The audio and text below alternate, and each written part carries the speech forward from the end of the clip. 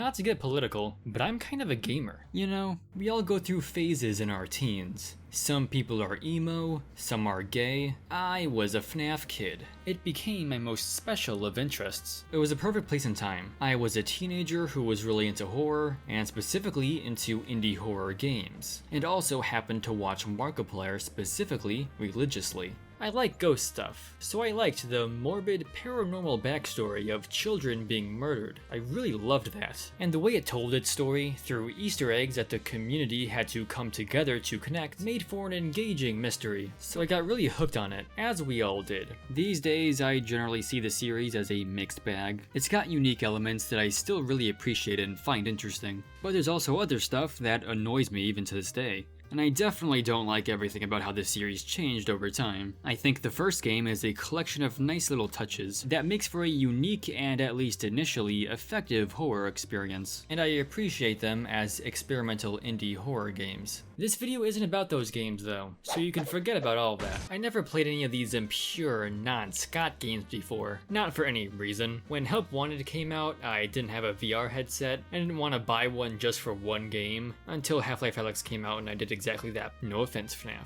And then Security Breach was Security Breach. But now I've finally run out of video ideas, so I've managed to find a way to pull the stick out of my ass and actually give them a try. I am absolutely prejudiced. I don't expect to like them, but that doesn't mean they can't be good or at least interesting. Basically all this is gonna be is me, a 40-year-old man, expressing my first impressions and thoughts about these new entries in a series I was once really into. So go on this journey with me if you want. I don't know, you don't have to.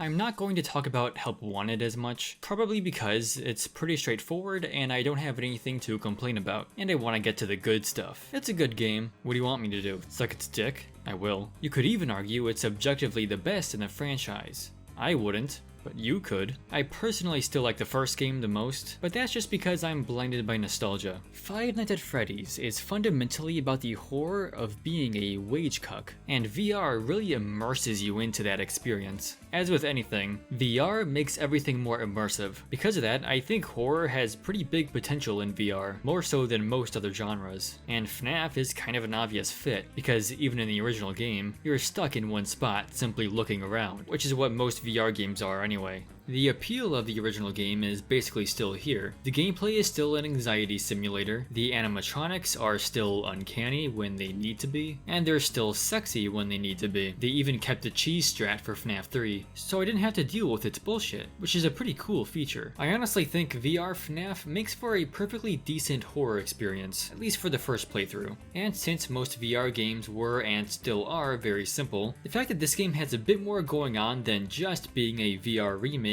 gives it that much more value. In fact, this VR spin-off is actually not a spin-off, but the next entry in the story, and also maybe another soft reboot? We're already a few minutes into the video, so it's way past time to talk about the lore. So let's sit down and have a serious discussion about the least serious thing ever, which I will take very seriously. I don't know what I'm talking about, so don't take my word as gospel, only Scott's word is, but I'll try my best to comprehend the Lovecraftian entity that is this series' story. FNAF lore time, baby, let's go. Boy Chica is William Afton. I'll make it really simple. The game's developer, Scott Cawthon, is inside the game now. FNAF is inside FNAF. Some stories associated with our name were loosely based on actual events. The majority of them were total fabrications from the mind of a complete lunatic. Lawsuits pending. The meme here is that in universe, Fazbear Entertainment, the company owning Freddy's, hired an indie developer who looks coincidentally exactly like the real-life indie developer to make a bunch of horror games, which look coincidentally exactly like the FNAF games, about their pizzeria being haunted to make the idea of their pizzeria being haunted seem ridiculous, desensitizing people to the concept. This is basically what the real-world Illuminati actually does in real life. This seems to be a cheeky way to justify retconning. Basically, with these new games made by new people, any inaccuracies or wacky creative liberties liberties are proactively explained away with this plot point. Another reason this was probably done is because it's the only way to make sense of this VR adaptation of Scott's games somehow being tied to the actual overall storyline, because it had to connect to the story. It's pretty clever, but it's also pretty confusing. How am I supposed to know what from the original games is or isn't accurate? Lies that you've been fed over the last several years. Depending on how seriously you want to take this, you could reasonably use it to justify completely ignoring the past games entirely. The only realistic way to approach this is to assume that everything from the old games is real until stated otherwise in the new ones. And man, what a fucking headache. The story doesn't even benefit much from this. If Help Wanted was non-canon, you'd have to introduce Glitch Trap in some other way, but implying that the old games exist in-universe and that they might not be reliable, especially in a series that's so confusing and cryptic, just adds another layer of complication to everything. You basically just have to completely ignore this concept to be able to move on with your life. I don't think the introduction of Glitch Trap alone was worth that. Speaking of Glitch Trap, what the hell is a Glitch Trap?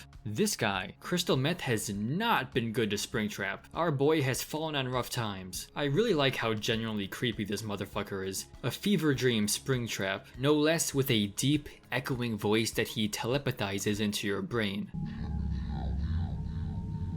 It's definitely the creepiest character design in the franchise, and this fanny mask is similarly delightfully disgusting looking, but I can't talk about that right now because that's too much lore to get into. Very out of left field for FNAF. This weird fabric Spirit Halloween costume, the kind of mascot costume that people would actually wear in real life. I'm pretty sure this is the first time this series has actually featured one of those. But what is this dude? Well, whatever he is, he seems glitchy. And with all the talk about this being a game in-universe, this seems to be some sort of virus taking over that game. Any self-respecting FNAF connoisseur would immediately recognize this as a bizarro representation of the kind of shit William Afton did when he was luring children into a dark corner at Freddy's at one time, probably trying to sell them crystal meth. Classic stuff. If you don't know, William Afton is a guy who did that, although in the old games, it's implied that he used the Springtrap hybrid animatronic costume thing, whilst here, it's not that. Nothing is ever explained in this series, and the FNAF lore is mysticism, but that doesn't mean I can't make up whatever canon I want. So I think two things, only two things. This is either some AI-generated abstract representation of Afton doing his shtick, that's obviously not completely accurate, or the past games are decanonized, and they're the ones that are inaccurate. The latter one is obviously the far worse option, so I'll go with that. Or the really fun secret third option, this is literally Afton's brain or spirit put into a computer game. I would make fun of that theory if I didn't actually used to believe it. If you're expecting me to tell you which one it is,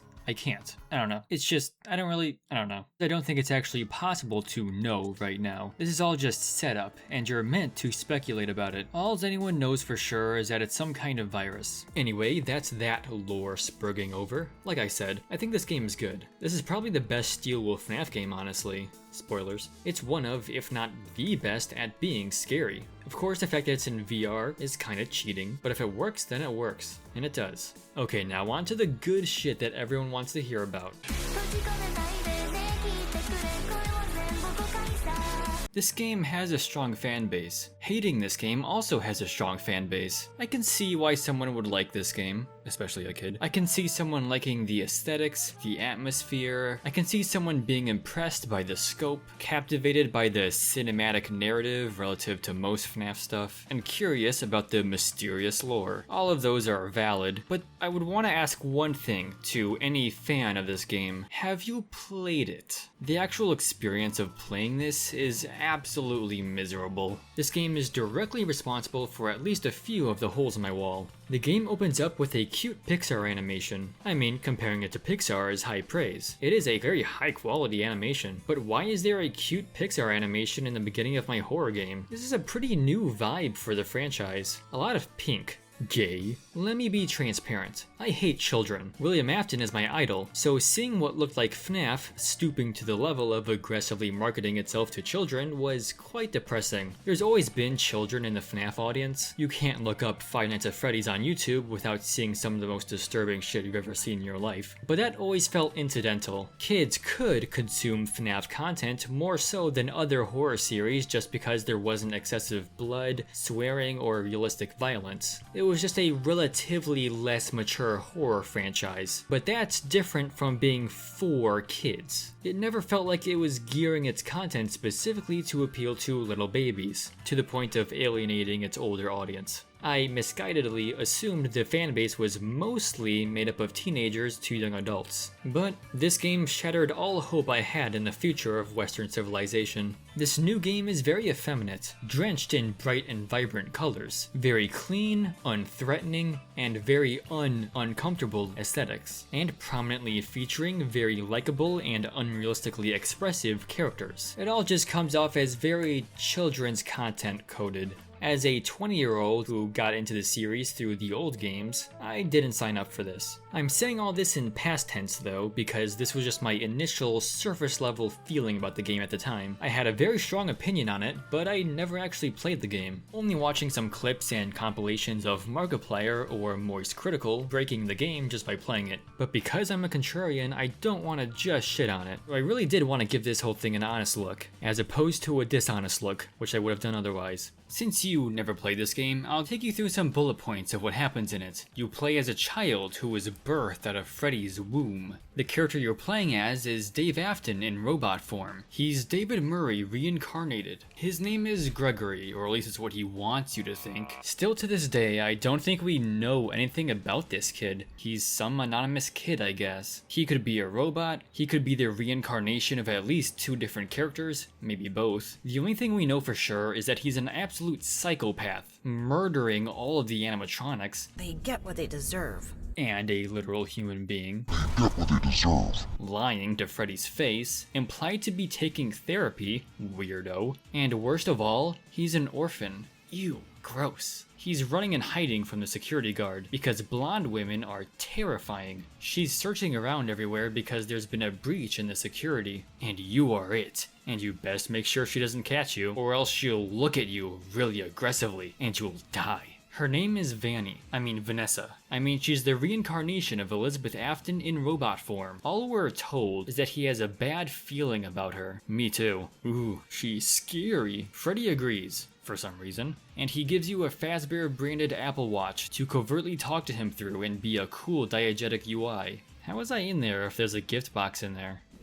Why are you waving? There's a pretty smooth sequence where you get introduced to all the characters as Gregory peeps at them in their dressing rooms. They each have very pronounced personalities, and they're super well animated. Kinda too well animated. Part of the original premise of this franchise, actually the main part, is that animatronics can be kinda uncanny and creepy. But these are extremely human-like, to the point where they basically are just anthropomorphic cartoon characters. They're supposed to be robots, but if it wasn't for the slight seams in their models, you might not be able to tell at first. And they seem literally sentient too. You are the best.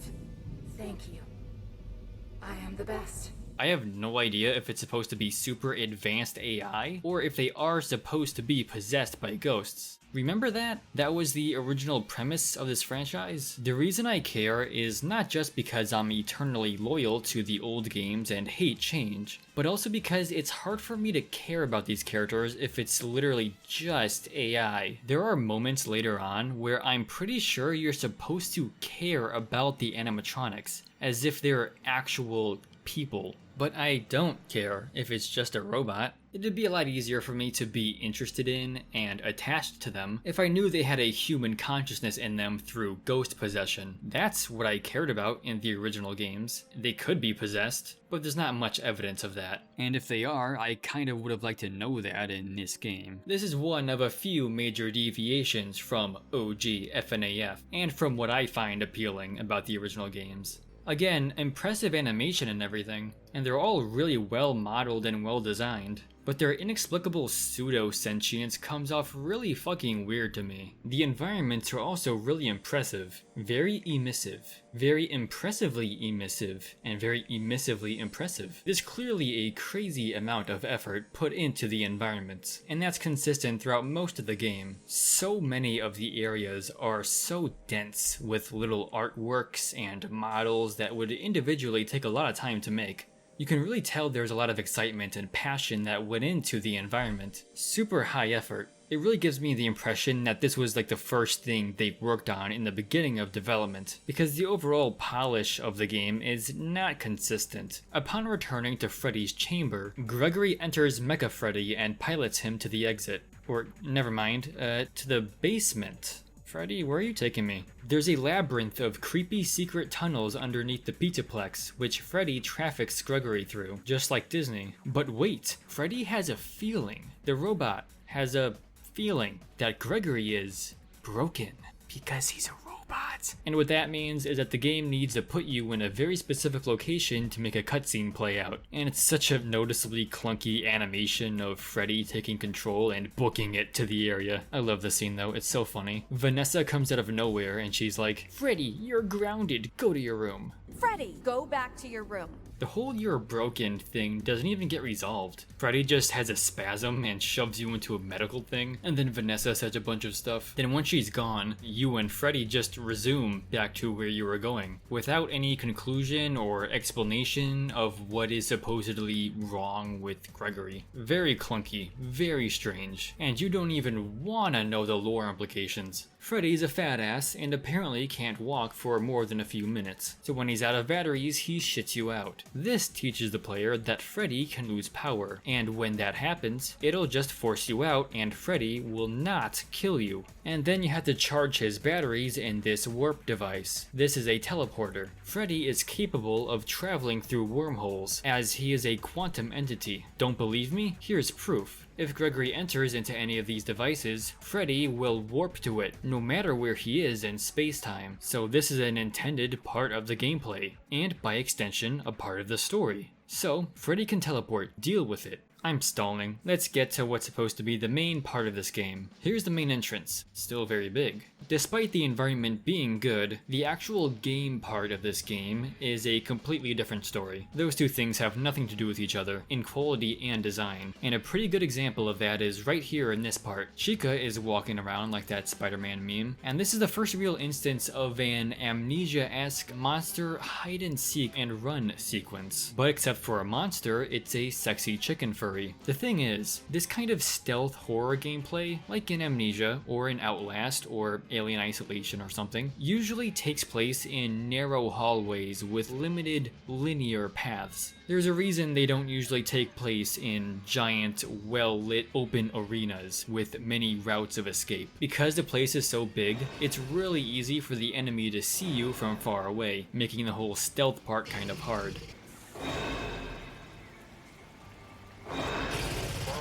But it also means there's a lot of space to run away from them, making the chasing very easy. This is why they implemented these staff bots, to purposefully break the game, and make me wanna fucking kill myself. Fazbear Entertainment is also once again way ahead of their time by replacing all their employees with robots. These are the staff bots. You can tell them by their low frame rate, and also because they're fucking everywhere. If one of these fuckers rubs up against you, they'll look at you really violently and will alert the animatronics to your position. And by that, I mean they open up a wormhole in space-time to warp the animatronics to a position behind you faster than the speed of light. It's fucking me up. Okay, hold on. Oh my god, you cannot be serious.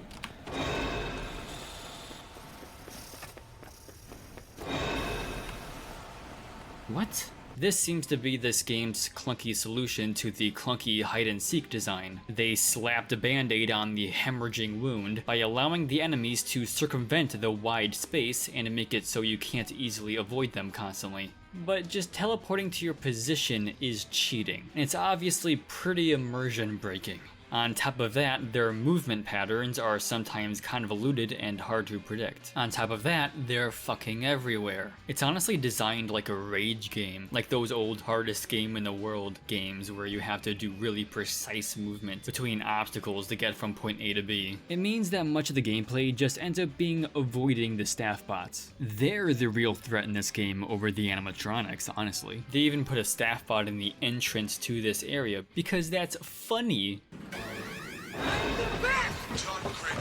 This game looks like it was designed with a much less linear structure in mind. Much of the environment is awkwardly blocked off to try and force you along a specific linear path that was clearly decided on later in development. You know, there's different levels of believability in how you block the player from going to certain areas. This is probably one of the worst examples of that I've ever seen. Not only are all these fences being here difficult to believe by itself, but the last time I was in this area, I could go over there, and this fence didn't exist. What happened between then and now that made this appear? Also, really? How clumsy is this? Look at this. You can tell this was very late in development. There's such a high contrast between the level of detail and effort in the overall environment, which is super high detailed and well thought out, and then there's this. Everything related to the gameplay is so slapdash. It's very fascinating, actually. Honestly, all Vanessa had to do was trap Gregory in a circle of a bunch of 2-foot fences and he wouldn't be able to escape. The only thing creepy about this game was the scope. The devs have obviously fallen victim to the ancient temptation of the creative process over ambition, or scope creep. They confessed as much in an interview with Dawko pre-launch. It took 2 full days for the team to take me through the entire Pizzaplex. 2 full days. Oh my god. I was astounded because this is an indie game studio. We are a small team.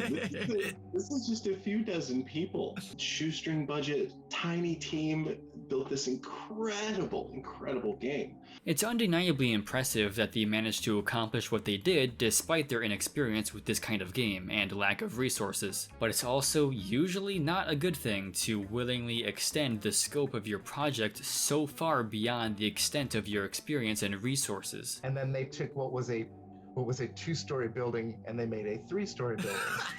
And then we were like, we're gonna keep it. Let's just add more stuff. Look, this is a very classic and easy mistake to make in creative work. It's very easy to just plop the inflated mass of your deranged imagination onto your own plate, and things you think you can do always end up taking way longer than you think. Very relatable. It's the job of the producer to be like, we need this because it makes the game so special, but do we really need this because we have other things to do? But it would be super cool. Exactly. Like, we'll be in a meeting and I'll hear something and I'll go, oh, do we have time for that thing? And then by the time the meeting is over, I'm like, I'm going to go away and find time. I'm going to go find a way to make this happen because this is too cool. Steel Wool did catch themselves, but decided to step on the gas anyway. This seems to be the root cause of the tragedy that is Security Breach. How would you compare the game now versus the game in its original scope? And yeah, you're already smirking. How big has it changed? Yeah. 10x? Yeah. 10x? 10 times as big. Oh, I mean, even from when I joined to what's coming out, like, wildly different game.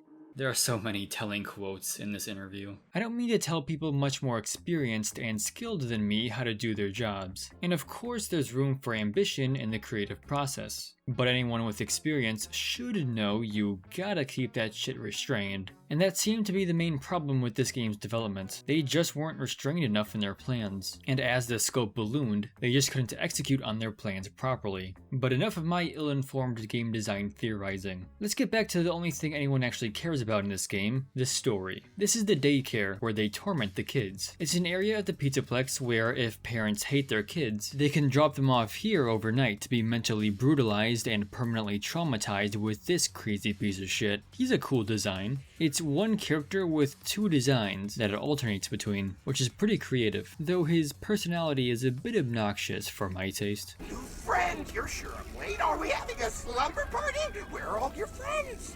No offense, Kellen. I think it's a really fun idea for a franchise like this, which is all about children's entertainment being put in a horror context, to have a section where you crawl around in a McDonald's play place while being chased by a demon. After you finally beat it after 15 attempts, the Sun Man deports you from the daycare. It's nice that after finally beating this really stressful part, you can finally relax. Never mind. Where'd you come from?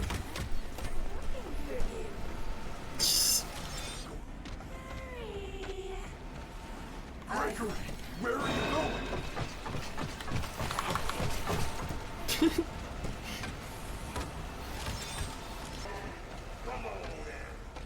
Okay, lol. Well, now you're safe to chill out in Freddy's stomach. We are almost out of...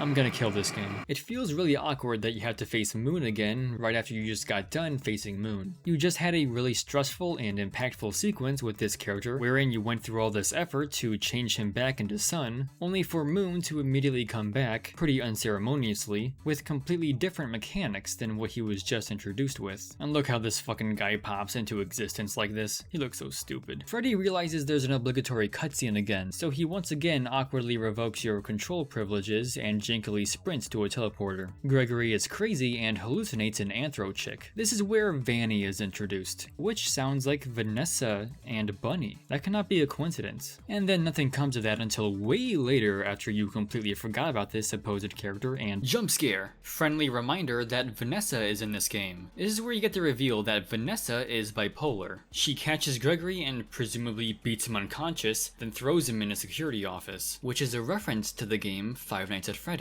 Then I guess she left, and upon waking up, Vanessa FaceTimes Greg to tell him how much of a naughty boy he's been, and that he's in big trouble this time, mister. Then she puts on her Persona costume in 0.2 seconds, which is pretty impressive. She's got this whole alter ego, like a proper supervillain. It's pretty cute. So I have a couple non-pedantic rhetorical questions. Is Vanessa on the monitors a recording or a live stream? If it's a recording, then that can explain how she turns into Vanny so fast. Although it'd be funny that she went as far as recording and then editing a video rather than just leaving a note, and somehow timed it so that it would play as soon as Gregory woke up. If it's live, then that would mean that Vanny and Vanessa aren't the same person, unless this game expects me to seriously believe this happened in real time. Which it might, honestly. It's clear the answer is, it doesn't matter, who cares, they didn't think about it this hard. Vanny is famous for being ruined, and by ruined I mean she was shoved to the wayside by ruin. She featured so heavily in the promotional material, and teased in an Easter egg in the previous game, and the main mystery surrounding the game in the lead up to its release was all about her and where her story might go. She was hyped up as possibly the new main antagonist for the series, only for her to just not be. She was underutilized in the one game she was in, and completely overshadowed by the old antagonist seemingly abruptly returning. But then both were replaced by a different new main antagonist in the DLC, and I still feel like I don't know what the point of her character even was. She was seduced by Afton. Ew. Or at least what seemed like his ghost or something, into carrying on the tradition of dressing up like a cartoon character and murdering children for no reason. I won't let you down. It will be fun.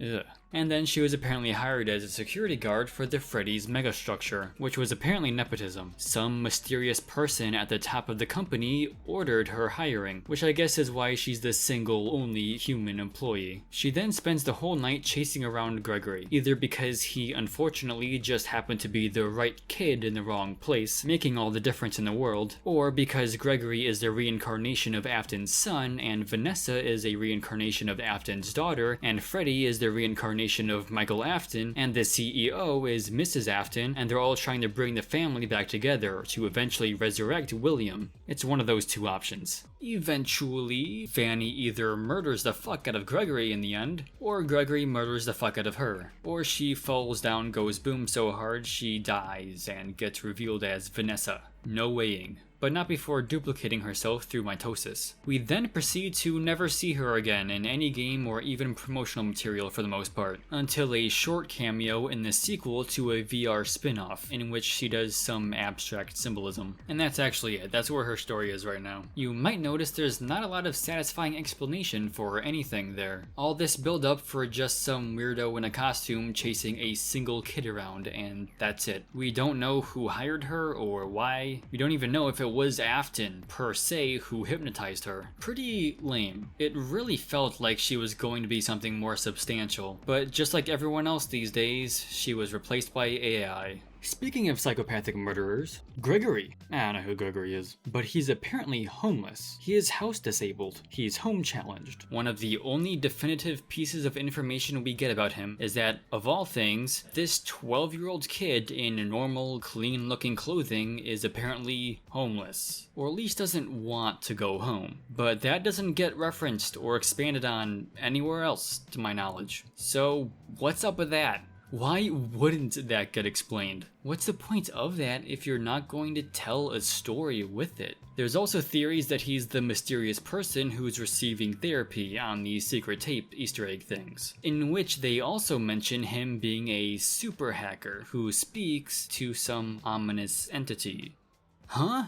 Thankfully, the late philosopher Matthew Patrick cleared this up for everybody by explaining that Gregory is actually an advanced robot designed to look exactly like a human child, and was made to mimic William Afton's youngest son, who died to the bite of 80, not 7. It was a good theory that ruined FNAF theorizing for the next couple years. Yeah, this is all nonsense to me. I have no idea who this kid is. It'd be easy to chalk him up as just some miscellaneous kid if it weren't for these particular weird things about him. He can be returned to his parents.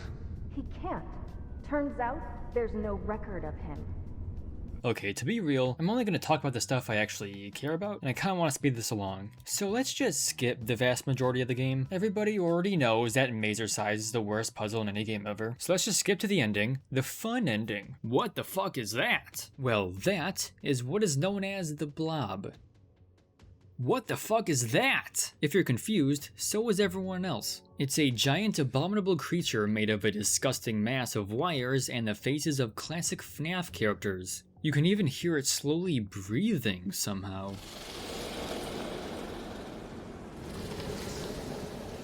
It's pretty cool actually. Basically a Chad version of Molten Freddy. It's a cool horror monster, but it's also a complete enigma. There's nothing in the game that really feels like it was leading up to it, let alone explains its existence. Freddy, unprompted, has this to say about the subject. I know what this is. Oh good, because I sure don't. I have been here before. She brought me here.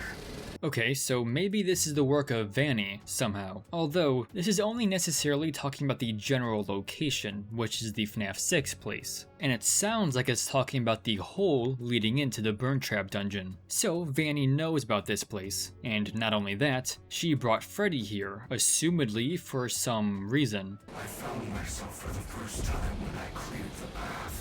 So Freddy went on vacation to FNAF 6 and found himself. Good for him. I'm guessing clearing the path roughly translates to making the hole that we see leading into the villain's lair, or at least traversing it after it hadn't been used in a while. And gee, I wonder what an ominously vague phrase like finding himself means in a story about ghosts possessing animatronics. Maybe it means he's the mimic.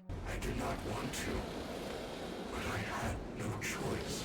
You didn't want to what? Freddy, what did you do? Seriously, I have no idea. It's not clear if this is following up any of his previous statements. Did he not want to clear the path? Did he not want to find himself? Did he just not want to be here in general? Now I have a choice. I have changed. My friends are here.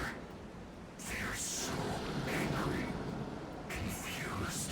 This very much sounds like it's talking about the blob, not the least of which because the blob is right there when he says it, so the natural assumption to make here is that the blob is Freddy's friends. It has animatronic pieces in it, so it is partially literally Freddy Fazbear and friends, but this also comes after the found myself and I have changed lines. So if Freddy's finding of himself even remotely means anything like ghost possession, then that easily implies that the blob is also a bunch of ghosts, specifically one that the Freddy ghost would be familiar with. Interesting. I will rant about this in a second. When I can protect you, I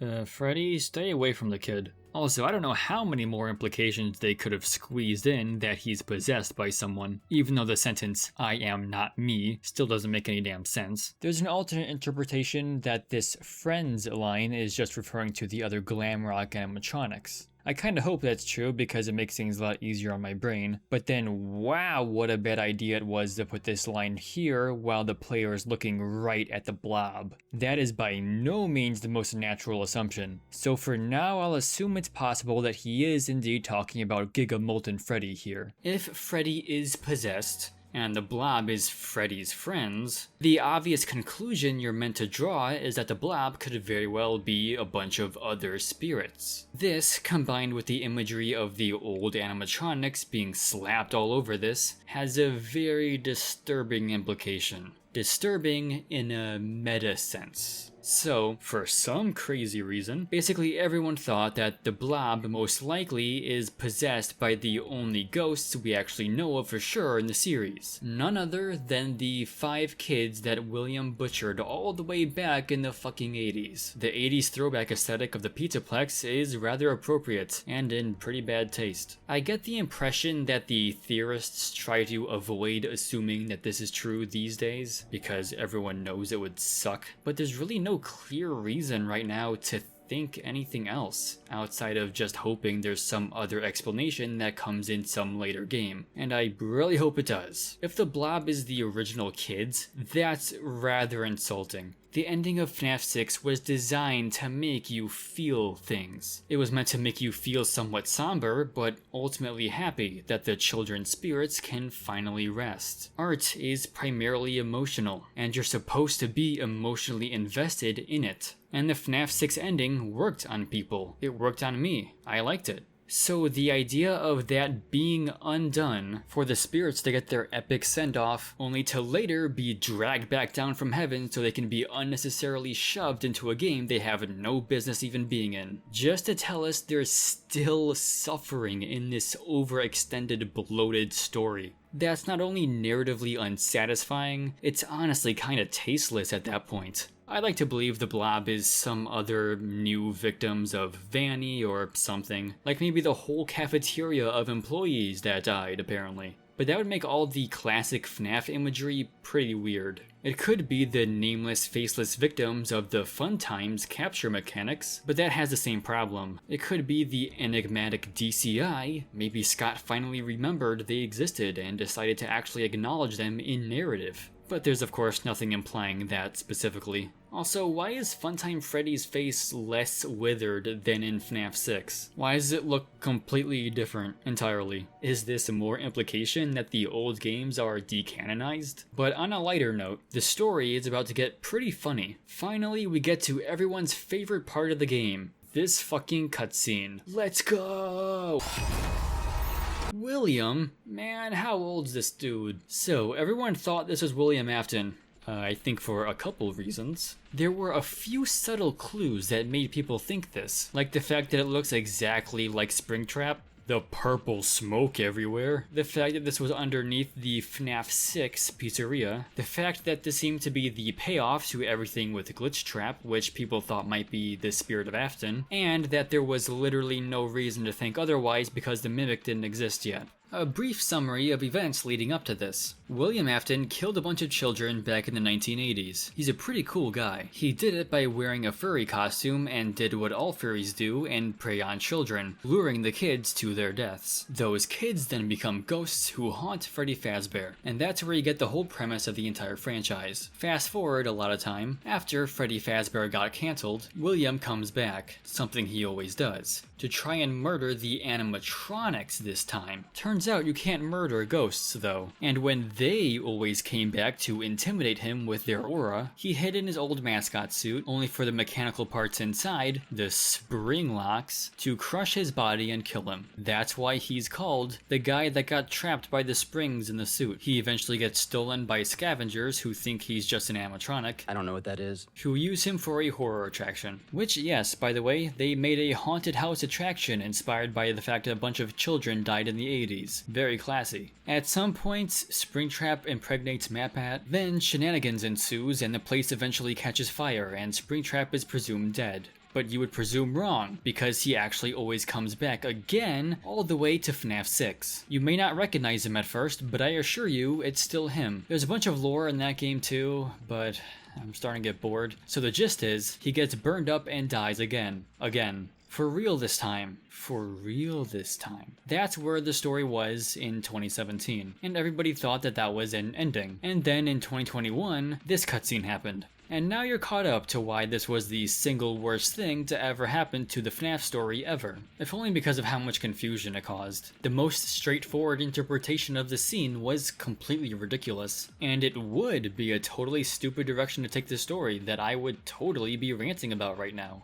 So why aren't I? Well, what if this thing that looks exactly like Springtrap isn't Springtrap, and this is just a robot with some other corpse inside it, and with a different Spring Bonnie costume, I guess? The FNAF intellectuals now hypothesize that the spirit of Afton did not, in fact, come back, always. Everything that looks like Afton is just an AI mimicking Afton. I mean, hey, that wasn't hinted at all, but I'm not complaining if it means William doesn't get Palpatined. And who am I to question the scientific consensus? But I have my doubts that this is all just the mimic. For one, there's literally a corpse inside the friggin' thing. And remember, Glitchtrap is presumably the thing that hypnotized Vanessa into becoming a cringy William wannabe. It'd be hilarious if she got manipulated into being a murderer by fucking ChatGPT. It happens to the best of us, but that by no means feels like the most likely scenario, and therefore not a natural conclusion to draw from the information we had before Ruin. Everything about Security Breach's story is doubly confused by the fact that Scott himself said that he and Steelwool miscommunicated. I had a very specific story in mind, and it is very different than the one that got in the game. And I think a part of that is the way that I conveyed that to Steelwool. Burntrap was never supposed to move. He was supposed to just be something you saw in the corners. You never fully understood what his purpose was. But realistically, he never moved. Well, obviously that's not what we got in Security Breach. No idea how the fuck that turned into an entire boss battle. That must be some crazy miscommunication, but I'll take his word for it. I don't know what the story implication of a non-moving Easter egg Burntrap would be, other than it sounds like this whole sequence was basically a mistake. I could have told you that. You're in some kind of gamer room. It's some kind of old office, like the ones sometimes featured in the Five Nights at Freddy's series of video games. Burntrap is giving Freddy seizures with the Force. You have to stop him by pressing a button next to whatever monitor you see him in. This activates the fire that comes out of the floor, like any security office would have. You also have to keep the other animatronics out with the doors, but not with Roxy. When Roxy comes, you have to...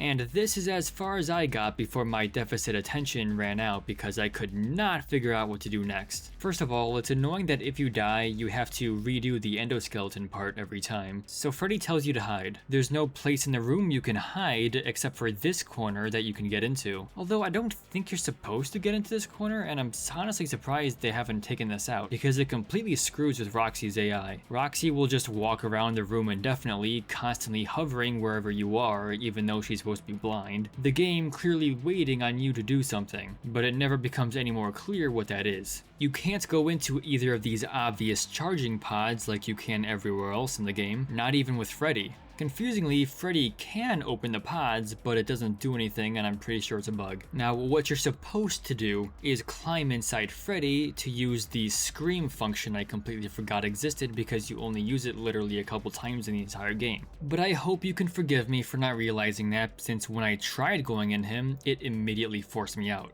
Apparently, you're supposed to keep doing all that until one of the times you press the buttons, this cutscene abruptly starts. My voice is gone! My voice is gone! I think it would have been better if the place was progressively catching fire as you activate each flamethrower to communicate that you are causing the place to burn down, and maybe then the player will assume that they just have to keep pressing it enough times to burn the place down, and hopefully they assume that's a good thing. Because as it is, this cutscene feels very out of nowhere. Like, oh, the place is burning down all of a sudden. Really? I didn't notice that. Oof, all this complaining is exhausting even me now. But this part really is cheeks. Even if I'm totally wrong about every other part of this game and it's actually all good, this part is definitely ass. So yeah, crazy plot twist, I don't like Security Breach. I also enjoy white bread and vanilla ice cream. There are definitely moments where I could enjoy it, but the bad parts were bad enough and numerous enough to make it absolutely not worth it. If I'm being honest, because the rest of this isn't, Security Breach ultimately just doesn't have the things I liked about the old FNAF games. I really liked the ambience and vibe of the first game, and also the fourth game in particular, and even all the other ones have their own flavors of atmosphere that I can appreciate. Even Help Wanted is oozing atmosphere most of the time. Those blacklight parts are really unique, and perfect for the series. The first half of this game, which is your introduction to it, doesn't feel like it even wants to be scary, despite it unambiguously having horror gameplay mechanics. This is a horror game, technically, so the most important thing is for it to be scary.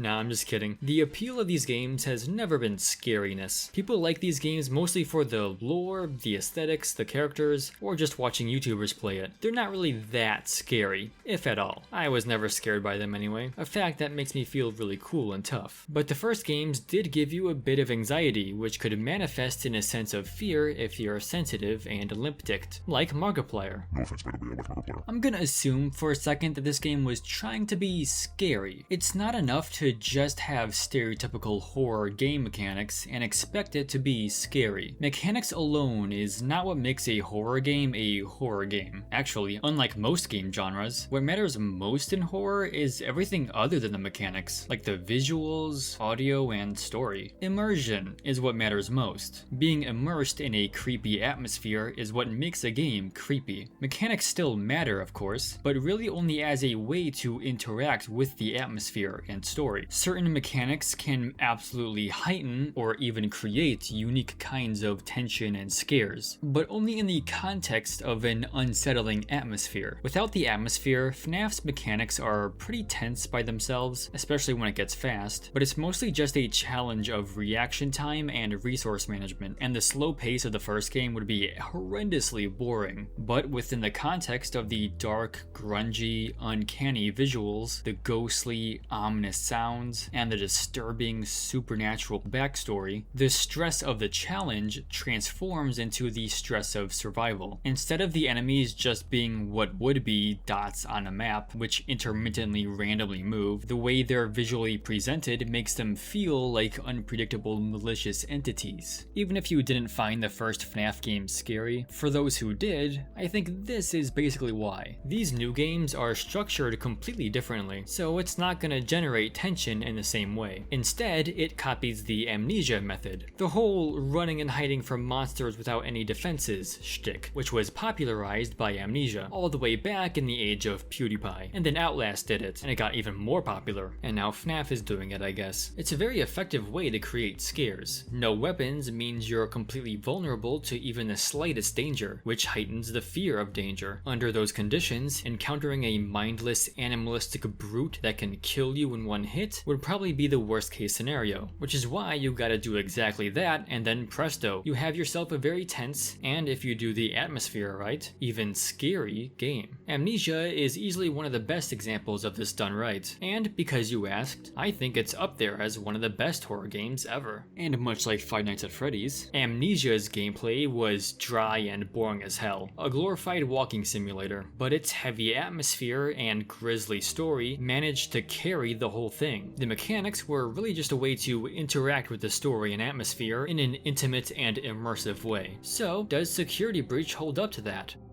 I'm kidding. That's not a real question, of course, since you can't answer, and also because it's obviously no. Fear is subjective, but in my opinion, this game is objectively not scary. Even if you were scared by it, that doesn't help my argument, so no, you weren't. If you're not used to this kind of game, it might work on you, but I'd be shocked if it also didn't piss you off. The atmosphere of Security Breach is very pretty, lively, even cool. Definitely not scary. There are parts that are dark and decrepit, and the animatronics get really fucked up, and that is technically creepy, aside from the derp face, which still smash, but it takes a while to get there, and that's not how the game is introduced to you. So despite having amnesia horror gameplay, without the disturbing atmosphere, it's just not gonna be disturbing. At the end of the day, it's just not what I came to expect or want from the series. It's got a fun vibe on its own, but it's not what I want from a horror game. I also like paranormal stuff. I think ghosts and shit are cool, so I liked the paranormal element of the FNAF premise. That's why it stands out to me how unclear the game is on the paranormal elements. I thought the ghost kids were the main focal point of the story. Like, they were the main characters, not the actual literal animatronic robots themselves. If these guys are possessed, then why the heck don't I know that? Shouldn't I know if a bunch more children died? Wouldn't that be the main focus of the story if that was the case? And if they aren't possessed, then I don't get why I should care about them if they're just robots. The FNAF lore was already famously confusing at this point, but I would argue that this game in particular was the worst that it got. I'll talk about this more later, but I mean, just look at some of the theories. At some point, basically every human character was accused of being a clanker. Basically every character was thought to be a reincarnation of some other character. Is Vanny equals Vanessa? What the fuck is this? There just wasn't enough information to understand even basic elements of the story. There still isn't really, and it's been 5 years. Also, here's an insane bombshell that's dropped out of nowhere at the end of this game that's not set up nor elaborated on. If I leave now, nothing will change, will it?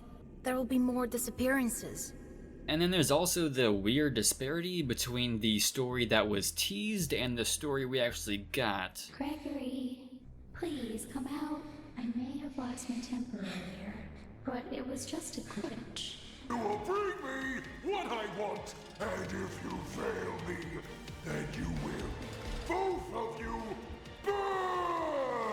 It's kinda sad what happened with this game. With how much passion that was clearly put into certain elements, it's a shame it still feels ultimately slapped together in the end. It had so much hype around it too. A surprising amount of people, previously never showing any interest in the series, decided to play it at launch. And not even just to make fun of it, but because they were genuinely curious and wanted to give it a try. Moist Critical played it. Fucking Joel played it. Even the aforementioned inventor of indie horror Let's Plays, PewDiePie. I guess the idea of this new, significantly bigger and higher budget game made people curious to finally give this series a try, only for it to be the worst game. There's definitely stuff in it you can appreciate. I guess if you're younger, and or if you exclusively engage with this game through the visuals or story, or just watch YouTubers play it, I can see how someone can be a fan of it, but as a game, and especially as a game that's supposed to be scary, yeah, it's I don't know. I'll give it a 10 out of 10, why not?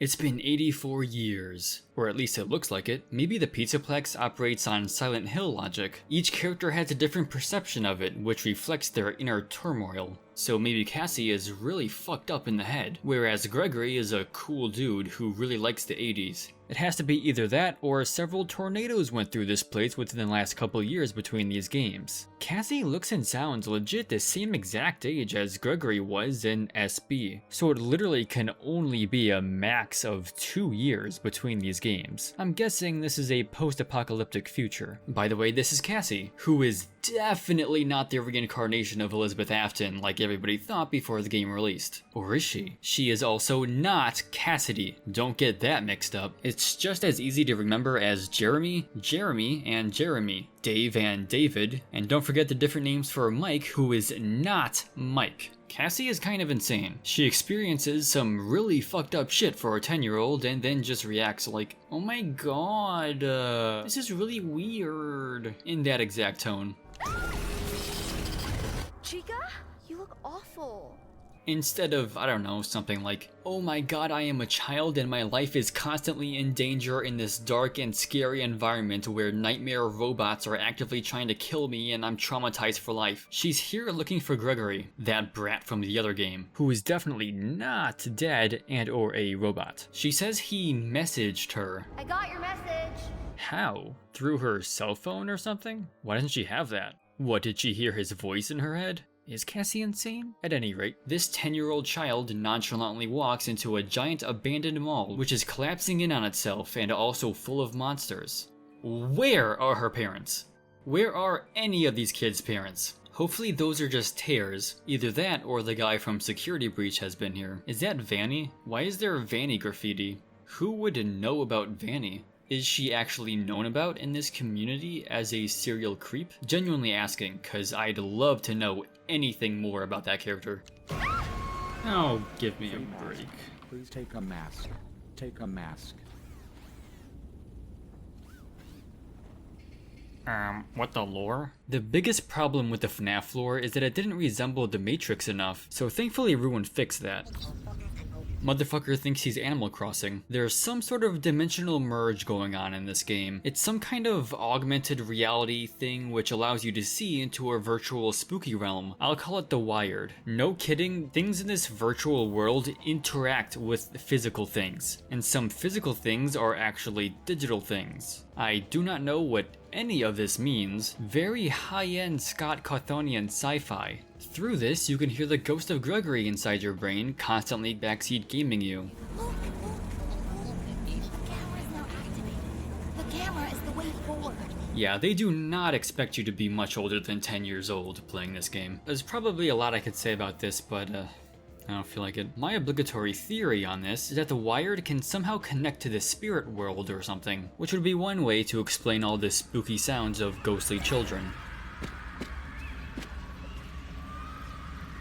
And why shit's all surreal. That's one way I can shoehorn in the supernatural stuff. This whole thing is basically an excuse to have some surreal nightmare imagery, which is cool, but I hope that there is actually some spiritual aspect to it. I would like that. The implications of this being Vanny's mask, named after Vanny, and coming with Fazbear branded software, I'm sure is crazy. I have no idea what it is though. By the way, there's a rabbit in here and he's fucking sexy. Clearly he's been mewing. I have to make a Slenderman comparison, it's too tempting. He's basically Slenderman. He'll stalk you, teleporting around, gradually approaching you, and the screen literally statics up if he gets too close. He doesn't kill you directly. Interestingly, he gets the other animatronics to do it. So whatever he is, he can do that apparently. Maybe that has something to do with why they were killing you in the other game? Like, I don't know, this could have been planned from the beginning. This could be a coherent story. This series has a serious deal with rabbit imagery. You have to use this rabbit mask to deactivate their virtual rabbit nodes before the glitchy rabbit virus kills you. A glitchy rabbit virus which may or may not be different than the other glitchy rabbit virus, and is not necessarily to be conflated with the other rabbit antagonists. By the way, the Sun and Moon guy can fly. I like to think that's not even dimensional merge wonkiness. Maybe he can just do that. I joked about Silent Hill earlier, but the AR mask actually does project Cassidy's subconscious. This is how they tell you her backstory. She liked Roxy, if you couldn't tell, one of us, but also Gregory was nice to her once. Interpretably representing the moment they became friends, or at least a general representation of them being friends. But that cute imagery suddenly hard cuts to Cassie being forever alone, with missing posters of Gregory appearing. Gregory legit is fucking dead. He's at least missing, which is pretty wild actually. This kid is just gone somewhere. It could just be her fears projected, but I'm gonna assume he's super dead. Pretty haunting imagery though. They only really needed to say Cassie was friends with Gregory as a reason why the player is here and what you're vaguely doing, but they went out of their way to show at least a representation of them being friends, as well as her reaction to whatever happened to him after SB. It's a nice touch, and rather than just explaining abstract information, visual depictions of character moments like this adds emotional weight to the story. I'm literally just talking about a few images here, but FNAF doesn't usually do this character stuff, so I'll glaze it when it does. And all this works to characterize Cassie more than Gregory ever really was. And because of it, I think I like Cassidy more as a character than Gregory, and it's entirely because of this stuff.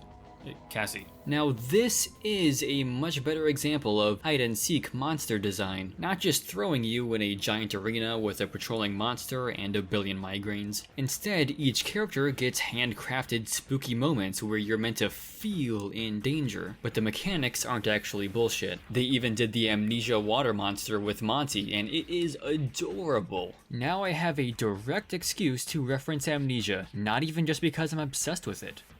Do I have to say that this is not as scary as the amnesia one? I don't think I have to say that. Monty's mohawk poking out of the water like a shark fin is beautiful comedy. I love it. Speaking of Monty, I don't know how to transition to this topic. There's a whole side plot of Monty being an egotist and being jealous of Bonnie, to the point where he conspiracized to assassinate Bonnie in order to usurp his position, and even fantasizes about replacing Freddy. You can even find the crime scene as an Easter egg. Yeah, this is interesting and all, but I don't know if I care about the interpersonal drama between the animatronics. Fast forward to here. You walk in on Roxy having been BTFO'd by a forklift. Unlucky. How did that happen? I guess it's an auto-driving Tesla forklift that got hacked. Well, we've seen vehicles get hacked and try to kill people before. For example, you, like an hour ago. This forklift might have purposely been taken over to pin down Roxy, and I would assume that would be done by Mute-Trap, but the animatronics seem to be controlled by him. But maybe Roxy broke the conditioning when she had her error moment, which happened, by the way. Let go! Sorry. There's a touching scene between Roxy and Cassie here, as they touch while Roxy recalls being there on Cassie's birthday and says some cutesy shit. It is on the 11th. I remember because you are number 1, twice. That's very adorable, and this moment is clearly being played for Sag. Cassie then proceeds to fucking kill Roxy. What are you doing?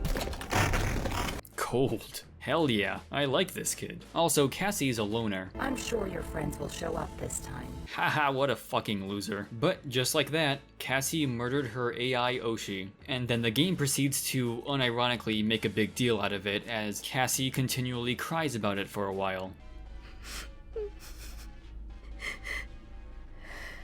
I'm sorry I'm a heartless bastard, but I seriously have too easy of a time taking this unseriously. I guess I should just feel sad that Cassie is sad, but I'm too distracted by the fact that there's nothing to actually be sad about because, from what I understand, this is just a robot. I don't care that it died. You could probably just turn it back on. And so I mostly just find it funny that the game seriously expects me to feel sad about it. So, after murdering the one she loved, Cassie flees into the basement of this basement, because Gregory is definitely actually in there for sure, in which there's a Chekhov's forklift. Gregory, are you in there? The stupid door won't open. Gregory!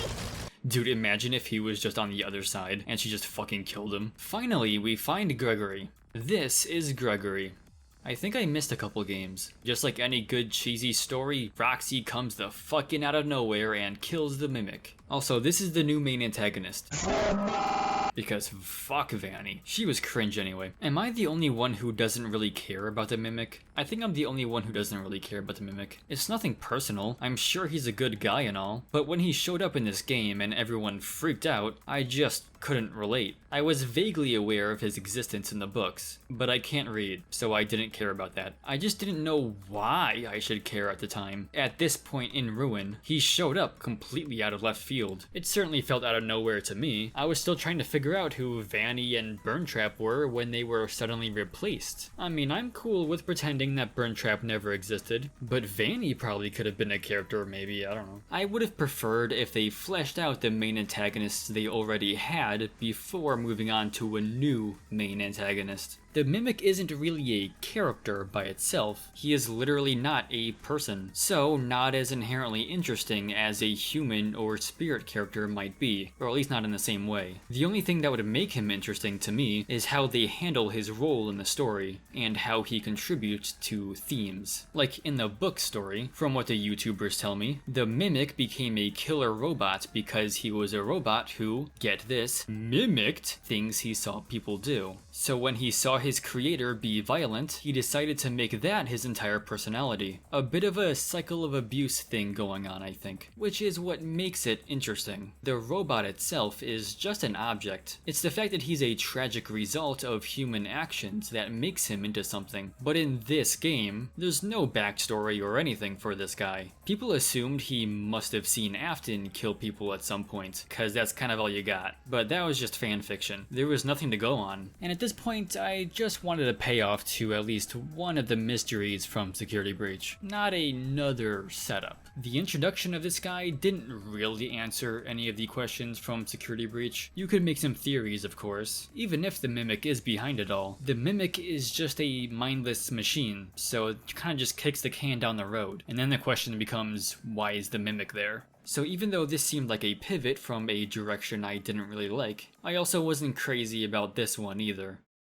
Hello, this is the Cold Takes channel, here to give you your annual Cold Takes. I think people kind of overstate how much better Ruin is than Security Breach. It is better for sure, but in the grand scheme of things, it's still kind of a mid-horror experience. At least for an adult who has been spoiled by a bunch of other horror games. Of course it's better than Security Breach, but not as good as Help Wanted. Still overall mid, I think. Well, maybe the next game will improve even more. I sure hope it isn't entirely based around the Mimic. Oh my god.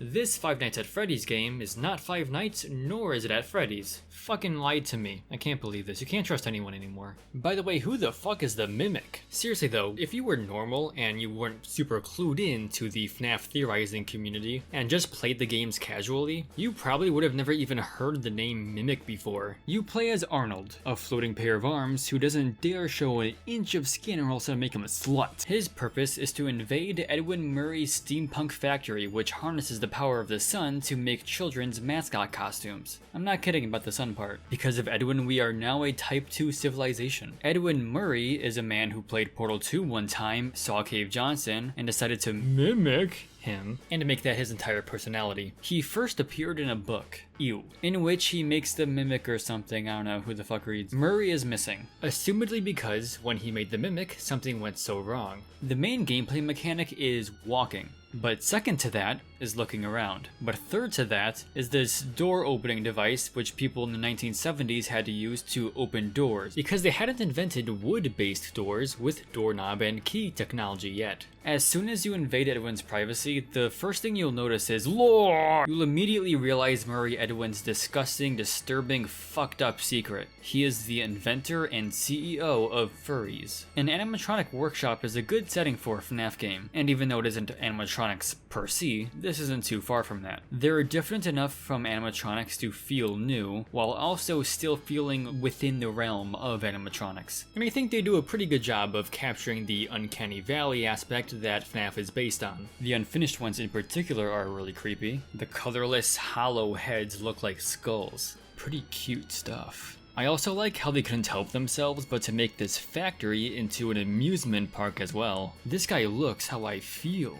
This guy looks how I feel.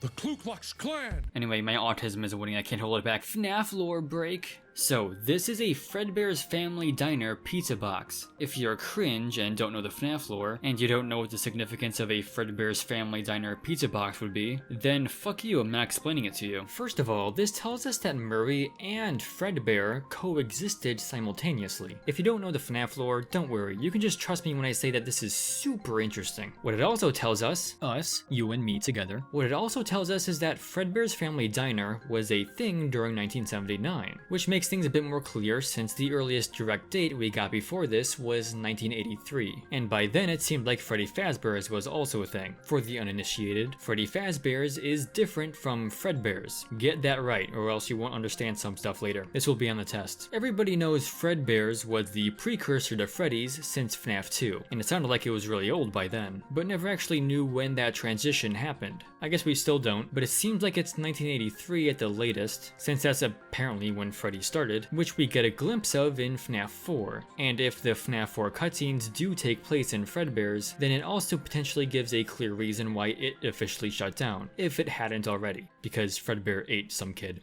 Sorry, I just blacked out for a few minutes there. What was I talking about? Oh yeah, the mystery of the mime. Andy Field says some words and tells you the lore. I didn't listen to him, but if I had to guess, I'd assume he made some sarcastic jokes about the Fazbear Company being psychopaths. What else is new? Also, there's a killer robot on the loose. What else is new? He was working on an endoskeleton that can adapt to any costume or character with the ability to take on the persona of the character it occupies. It's crazy that this is the earliest game in the timeline. The Mimic sounds like an evolution of the animatronic technology, but it's apparently the beginning of it, somehow. It's always funny how the further in the past the franchise goes, the more advanced the technology somehow gets. Moving on. Jackie, the icon of the game. She's pretty creepy, but don't worry, she'll only show up for 5 minutes. Also, she's not that scary. First, you gotta rip her dick off and put it in the wall. Then you twist it. But as soon as you start jerking it, oh no, she's fucking backy. I love how Jackie just WWE body slams this fucking guy straight through the fucking wall. In this part, you have to come get your birthday hug. However, it's hard to do that when she's trying to kill you. She also wants a nice big slice of cake, which I assume is why she's running after me. By the way, I have no idea how I died here. This game continues the hide and seek and chase formula. The chasing parts and the hiding parts are both much more specifically designed around the mechanics this time, much more thoughtfully than SB, but also much less linearly than Ruin. I think Secret of the Mimic proves how effective this kind of game design is, since even though the atmosphere and aesthetics aren't as intense or dark as Amnesia or Outlast, it still manages to create pretty tense moments as you're running and hiding from these fuckers. If you're not used to horror games, or are really young, it'll probably feel pretty tense at times. It does have that inherent anxiety of being stalked and chased. Even I felt some tension during the chasing parts, but of course it sure ain't no Outlast. I tend to like this kind of horror gameplay, and I appreciate that they didn't go out of their way to fuck it up this time.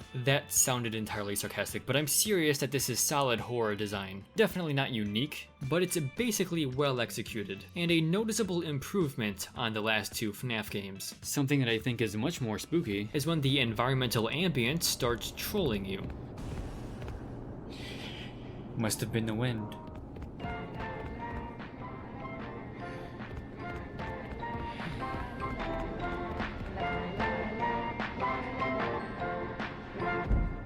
Must have been the wind. Must have been the wind. Must have been the wind. Must have been the... This is like my favorite part of the game. Unexpected and unexplained crap just happening like this really puts you on edge. It makes it feel like the world is alive, and immerses you in a haunted feeling atmosphere. I think this might be the most effectively creepy part of this game, and I'm happy to see what seems like FNAF explicitly embracing its paranormal roots, at least a little bit, rather than just leaving that to the vaguest of implications. Is basically shouting in your face that this place is haunted. Very nice. It falls safely in the I like it zone. All the gross cosplayers lying around also adds to the vibes. You know what else does too, is the part at the end with the cat that has Golden Freddy powers. I'm gonna pretend like I don't know what this is. This is probably the monster chase part that was the scariest the most for the longest. I really appreciate that this game just straight up tells you the story. It almost felt like the series became scared to make its story too obvious, keeping it mostly obscured like it was in the original games, despite also trying to be more narrative driven with a more ambitious scope and more complicated concepts than the original games. Secret of the Mimic literally tells you an actual story with a coherent, clear point and characters who express themselves. The story of this game is conveyed way better than usual for the series. You know, it's got like a thing it's trying to do. There's kind of a clear and consistent theme going on. There's actual character drama. There's themes of AI and you don't know what's real anymore. It's not necessarily incredibly impressive, but it's way better than something like Security Breach. And I appreciate having an actual story in this franchise finally. And I actually kind of like this story. It's about the dangers of AI girlfriends. Edwin got a wife and kid specifically so he can ignore them for 5 years until his wife dies. But that can be easily fixed by replacing her with a robot, the Mimic. Oh, that's the Mimic's secret. He's gay. So the Mimic pretends to be his wife for a while until one day, Edwin was being a good father by letting his son play right next to his factory and oh my gosh, no way, a kid died in a FNAF game, that's crazy. The Mimic then starts mimicking his dead son. Edwin's immediate reaction upon seeing this, and seeing a representation of his own son, was to beat the shit out of it. Is this what they call a reasonable crash out? The Mimic mimicked that behavior, and I guess he only mimics that behavior now, and that's why he's constantly chasing everyone around and brutally murders everyone. He also learned to be really witty and dramatically ironic. M2, call for help! Daddy's busy, buddy. Why don't you go outside and play? It's a neat little story about a guy who didn't appreciate what he had until he lost it, and then he lost it. So enveloped in himself and his ambitions that he negligently mistreated those around him, until a literal reflection of that mistreatment comes back to haunt him. Literally. Maybe. They characterize Edwin pretty strongly as an ideas guy with lofty ambitions, a plump ego, and lacking in practicality and discipline, inconsiderate of those around him. And it all blows up in his face. Literally. And either killed or abducted him, I guess. This isn't an especially novel story, but I appreciate having a perfectly decent story that I kind of like in this series again. And it made the Mimic not as lame for me. I didn't care about it before, because why would I? But this game was nice enough to tell me why. The Mimic isn't really a character by itself, but it is the literal and figurative reflection of a character, and represents the cascading consequences of his actions on everything around him. So I'm interested to see where this story is going. Not because of the Mimic itself, but because I'm curious what they're gonna do with this overall theme. But there's a whole nother layer of this story my autism obligates me to yap about. At some point during this whole backstory, Edwin must have said, "It can't get any worse than this," because not only did his wife and child die, but he also became the victim of a conspiracy to sabotage his business, which is even worse. See, Edwin was also collabing with Fazbear Entertainment to make stuff for their mysterious new restaurant. And it wasn't long after, his business started getting sabotaged. And guess who's behind it? Seriously, guess, because I have no idea who it is. W.A.? What does that mean? It's just 2 letters, how am I supposed to know what that is? I'm guessing Afton did this so he can buy out all of Edwin's stuff for cheap, if not free. And or, specifically, to get their hands on the Mimic technology. I really like this side plot of Fazbear killing Edwin's business and taking all of his shit. It's cool to get some more information on Afton and actually see something he did in the games, in a bit more of a subtle way than the goofy cartoon villain he is in the books and a movie and, honestly, FNAF 6. Fascinating. What they have become. And it's emotionally dramatic because we get to hear Edwin's reaction to it and see the aftermath of it in the decaying state of the factory. This little plot point alone has done a lot more to illustrate Afton as a sinister villain in my mind than anything else that's come before. Like I said, I supported the whole child killing thing. I honestly could have done with even more of this crazy business espionage shit. Wait. What the fuck is this place? Hey, I understood that reference. I understood that reference. I understood that I understood that reference. Yo, Easter egg. Here's a detail you might have missed. Did you notice this giant glowing Freddy head in this room? I still don't know what the deeper meaning behind this Freddy head is. It showed up in Security Breach, where it made even less sense. Everything else in this area is from FNAF 1, or FNAF 1 is from it. These guys are like prototypes of the guys from FNAF 1, specifically. You may gasp now. And this thing is kinda just here pretending like it also makes any sense. IG, it's supposed to tell you that this FNAF 1 area is located under the Pizzaplex. But that's nothing special because there's a whole damn universe underneath the Pizzaplex. By the way, FNAF 1 is in this game. So, cracks knuckles. This is my understanding of the lore. Fazbear was using Edwin's designs, and we're going to use these designs for the opening of, I assume, the first Freddy Fazbear's Pizza, until Afton decided to instead covertly ruin Edwin's business so they can take all of his stuff for cheap, or even free. So instead of using his, Fazbear made their own animatronics for presumably cheaper that apparently looked ugly, which I assume can only be referring to the withered animatronics. They look pretty ugly. After Edwin's business went under, and Edwin himself mysteriously disappeared, the state of his character dramatically left ambiguous, Fazbear acquired all of his shit, including his factory, and maybe even his house, and maybe even his wife. Afton and friends complete the Fazbear Project, which is a fancy way of saying Freddy Fazbear's Pizza, the first Freddy's location, established after expanding from Fredbear's Family Diner. But that location shuts down for some reason, and the FNAF 2 location opens up, with the toy animatronics, reusing the old creepy ones for parts, which are the withered animatronics which show up in that game. That place also fucks off. The toy animatronics are also canned, and then Fazbear just uses the old ass ones they got from Edwin all those years ago for the next location, which is the one that's featured in FNAF 1. If they also took his whole damn factory, that would explain why it shows up under the Pizzaplex in Ruin, and it also explains why the Mimic. Just generally, why the Mimic. At some point, Edwin put his wife into a computer, kind of like another guy I know, which eventually becomes Mixus in Ruin, obviously. I don't know when or why that happened, but it just did. Just trust me. That's not the weird part though, that's pretty normal. The weird part is that the computer is here. This thing, being in the FNAF 1 office, where the series began, is also strange symbolism that I don't want to think about too hard. I may be wrong about some of the details, but even if I am, I think this makes for some cool backstory actually. I kinda like it. I like this intimate look into the business side of the universe, and I appreciate Will and Hen being characterized even just a little tiny itty bitty bit more. I really hope that this more explicit and direct method of storytelling becomes a trend in the series going forward. I'm so sick of everything needing to be mysterious. It feels refreshing to get an actual story in this series, and it doesn't even suck. I have very little to complain about.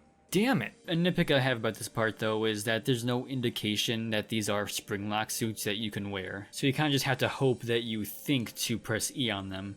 Of course, that's not to say the general lore comes out of this game unscathed. Not a single new installment can come out without some potentially damaging implication for the greater story. It's all a part of the fun. There's a couple of big question marks in the aftermath of this game. Number one, where's the line between possession and AI? Did Edwin/Fiona make all of the animatronics? And how many characters is David Murray? As usual, I don't really know what they're trying to imply about the lore by having this mimic guy exist in literally the beginning of the timeline, and how Fazbear Inc. really wants this thing, which implies that they're trying to do something with it. If we're not meant to think that all of the previous animatronics were based on the Mimic's design, then what the hell is the implication? I mean, for goodness sake, they put the Mimic inside prototype parts of the FNAF 1 animatronics. The symbolism of that feels really obvious, if only it didn't make no sense. And the fact that it's so killy, too, at this point in the timeline. When in the timeline did Fazbear Inc. get the Mimic? Because that would mean that they just had a murderous robot in their possession while the other games were happening. You would think that that would have an effect on the greater story, but we've obviously never heard of this robot existing before.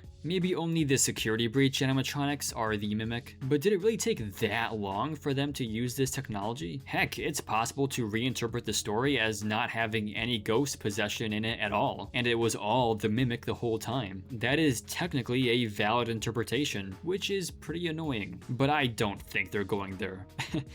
Hopefully. No matter what, it's obvious this Golden Freddy wannabe is some flavor of Ghost, considering he fucking teleports around everywhere, and I personally doubt Edwin invented teleportation in 1979, though I wouldn't put it past him. And the general building is obviously some kind of haunted, but where exactly the line between Ghost and AI is currently very blurry. I'm gonna try and avoid developing a migraine and instead choose to hope that this will be be explained in a future game, which they're obviously setting up, but good god, could you imagine if everything is just a mimic? That'd be so terrible. Moving on. It does feel a little weird that this random new character has such a pivotal role in creating Freddy's in the early days of the timeline, which is something people assumed William and Henry did themselves. But now that this Edwin guy has taken that role, it does make it a little more confusing who exactly Henry is in all this. He has this whole story in the books, but in the games he comes out of literal nowhere in FNAF 6, acts like he's been there the whole time, and is the one to end that era of the story, which is an incredibly significant role to give to a character. But we have no idea who this character is or what his significance is to the narrative outside of being a deus ex machina. So it does feel a little awkward to introduce a whole new character to fill in a role that a previously established yet underdeveloped character could have easily filled. I haven't given this too much thought, but I wonder if you could just replace Edwin with Henry in this game, and I wonder if that would or wouldn't improve the overall lore. If William screwed Henry instead of Edwin in this game, it would give Henry a reason to hate William without even needing to know about the murders, and Henry going bankrupt and losing everything he has would explain why he did nothing for so long, and it would retroactively make the FNAF 6 ending that much more impactful if we actually got to see an emotionally dramatic story surrounding Henry. The Edwin story is perfectly fine the way it is, but I do also think this probably could have worked as well, and it's an interesting hypothetical anyway. As long as they characterize William and Henry a little more in the future, I'll be happy, because their characters are pretty empty right now. Like, I'd really like to know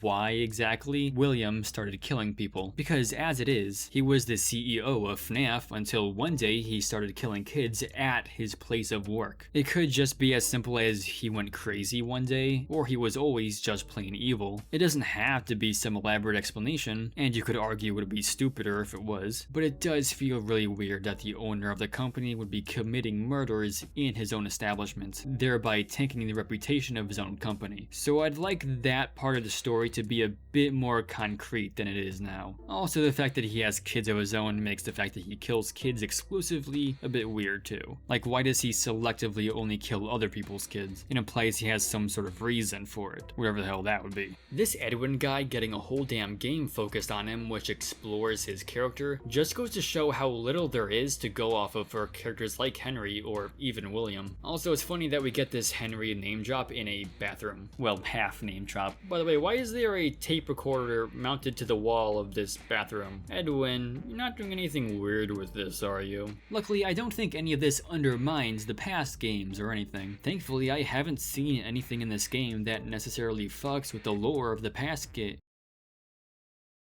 By the way, the crying child is a character that exists, and you are not allowed to forget about him. So, the FNAF 4 room. The FNAF 4 room.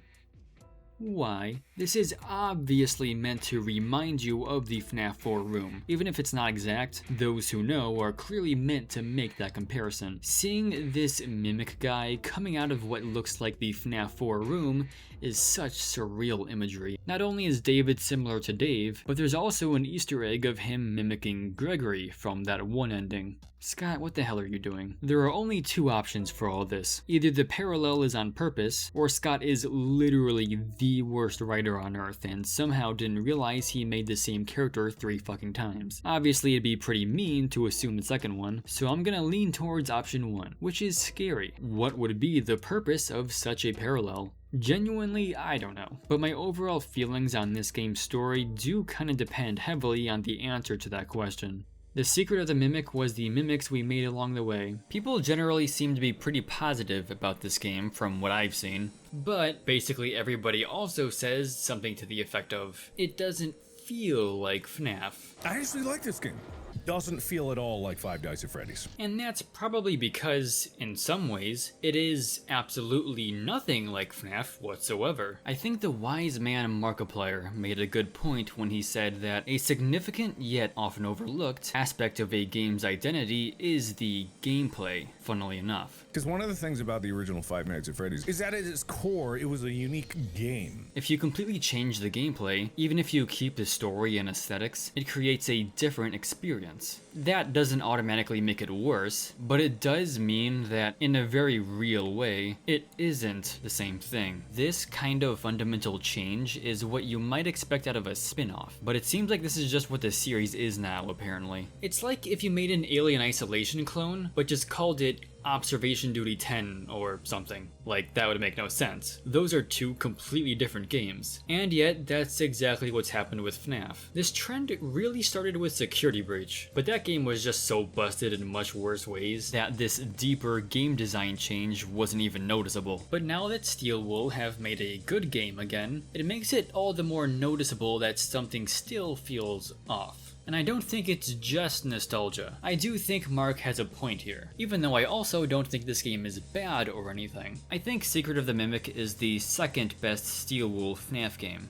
Not as good as Help Wanted, but definitely better than Security Breach, and even Ruin. In the series overall, it's somewhere in the middle. Good enough, but not great or anything. As a horror game, it's kinda tense at times, but not nearly as scary as the games it's taking cues from, if that's what you even care about. The unique gameplay of the old games also gave it the benefit of having unique value from other horror games. So even if other horror games are scarier, at least it had its own charm and reason to go back to it, since you're not going to get quite the same experience anywhere else. This game is essentially just these games, but with FNAF aesthetics. It's not bad, but it is a lesser Amnesia clone. And in today's landscape of mascot horror, the FNAF aesthetics don't even make it stand out that much. If we're being honest, the only reason I and most other people are even talking about it is the name recognition of the franchise. Personally, I don't think I would care about it if it wasn't connected to this franchise that I had some interest in. It's like a 6 out of 10.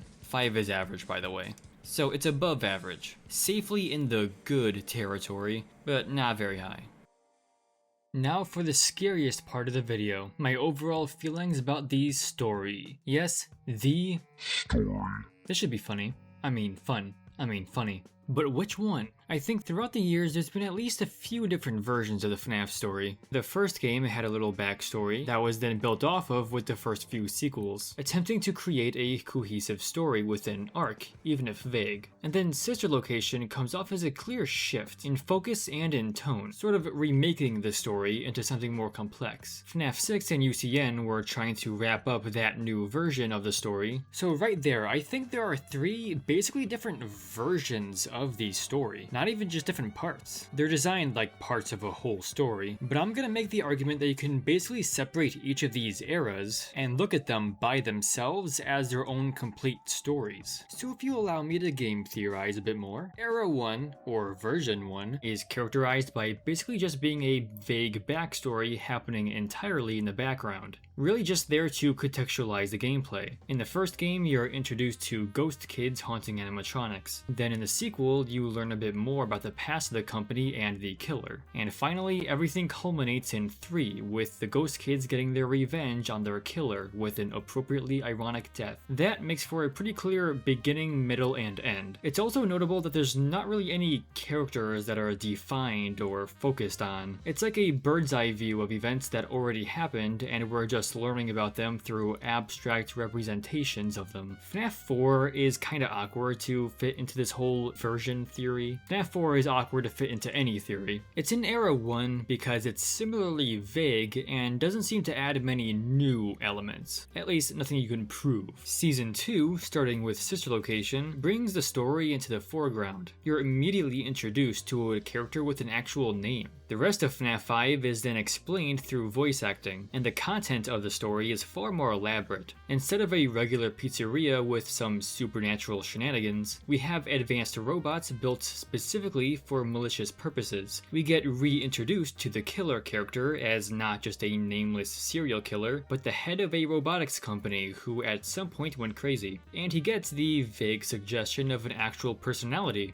The entire story becomes oriented around him, his daughter, and his son. Who cares about his wife? Elements from the books started getting incorporated, like the identity of the killer, the mechanics of these supernatural elements, as well as a totally new character that was just kind of suddenly inserted into FNAF 6 despite having no hint of existing before this, to come in as a deus ex machina in order to kill all the remaining characters. This 2.0 version of the story ends with an interesting, bittersweet angle where the killer is trapped in his own hell, tormented by the spirit of one of his victims who refuses to let him go. And it rather ambiguously ends on that note, leaving any kind of resolution up to your own interpretation. There was a clear attempt at a more emotionally grounded, character-driven story here, and I'd argue the standards for what kinds of things can happen in the universe were drastically changed. Point is, there's a clear difference between the story of these games and the story of these games, how they are presented as well as the actual content of them. After all that, the creator of the franchise was sick of our shit at this point, so he put us up for adoption and this new company gained custody, thus ushering in a clear new starting point for the series. This latest version of the story is primarily characterized by themes of Afton's legacy, in some way living on and continuing to affect things, and of AI. It's hard to say exactly what this current version of the story is going for, considering it's not done yet, and because of how it was heavily course corrected after the negative reaction to Security Breach. So if you wanted to, you could assume Help Wanted and Security Breach were originally designed around a different version of the current story. Help Wanted seemed to be building up to some remnant of Afton still being around, as well as this Padawan that he's training. And then Security Breach featured this Afton proxy and had a climax where an Afton zombie crawled out of the grave. But once the Mimic was introduced, the Afton symbolism was dropped heavily. It's not even that they necessarily contradict, as much as just feel very awkward together because everything after Security Breach so heavily focuses on this new character, which wasn't really hinted at in Help Wanted or Security Breach, and so heavily ignores Vanny and Glitchtrap.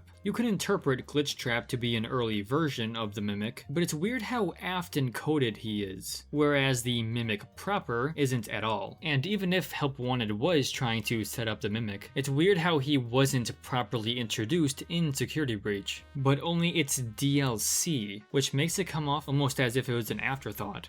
Oh my god, I'm sorry, I'm doing it again, I'm game theorying. Whatever, I know this theory is bullshit, but what FNAF theory isn't? Anyway, at this point it's obvious that Era 3, the current one, is supposed to be about the Mimic, or something somehow. Honestly, Secret of the Mimic specifically has done more to establish what this era of the story is supposed to be than Security Breach or Ruin, or even Help Wanted, combined. Anyway, all this nonsense is just my personal way of looking at the franchise at this point. It's clear to me that the story of the franchise has changed quite a bit over the years, and you kind of can split it between the different eras of the series and compartmentalize it, and so just choose what version you like best and just stick with that. That's kind of what I've done. The early Scott games have their own arc with a beginning, middle, and end, which was different from even the later Scott games, which have a very different tone and focus from these recent games made by new people. Where exactly each era splits doesn't really matter as much as the general idea that different parts of the story have their own particular appeal. The series has expanded and changed such that people who like some of the games won't necessarily like all of them. A lot of old fans didn't like the new stuff, and Security Breach being a broken mess made it really easy to dunk on. But I've gone past the stages of depression, bargaining, and anger, and now I'm at acceptance, which is what this is. The new story can do its weird new things, and I don't have to consider myself to be part of any fan base. But I might still talk about it on the internet, because I'm a narcissist. I just hope this story is actually going somewhere that's interesting, and that everything is wrapped up nicely, and I can feel like this story actually means something. It's not necessarily all that bad if FNAF really refuses to end already, as long as the new installments justify their existences by providing valuable experiences which add to the series in some way, outside of just being surface level ooh new stuff. Although if FNAF ended, it would put Dawko out of a job, and I like that guy, so so I wouldn't want to do that to him. I think Scott is continuing this franchise just to keep Dalco in business. We're still in the middle of this new story. There's still a lot of missing information, and that seems to be by design. These new games are clearly being created as literally just parts of a whole story. It's not possible to understand or solve the mysteries of these new games yet. Whereas it was kind of the opposite with the Elder games. Much like me, the FNAF franchise was extremely unplanned. Every sequel was basically a retcon, and the story was built as the series went. That also meant that each game was kind of designed with only its own story and the story of the previous games in mind, so the audience could figure out the story for each one individually. Steel Wool, specifically this guy, compared the way that they do these new games to serialized mystery shows. There are things that are,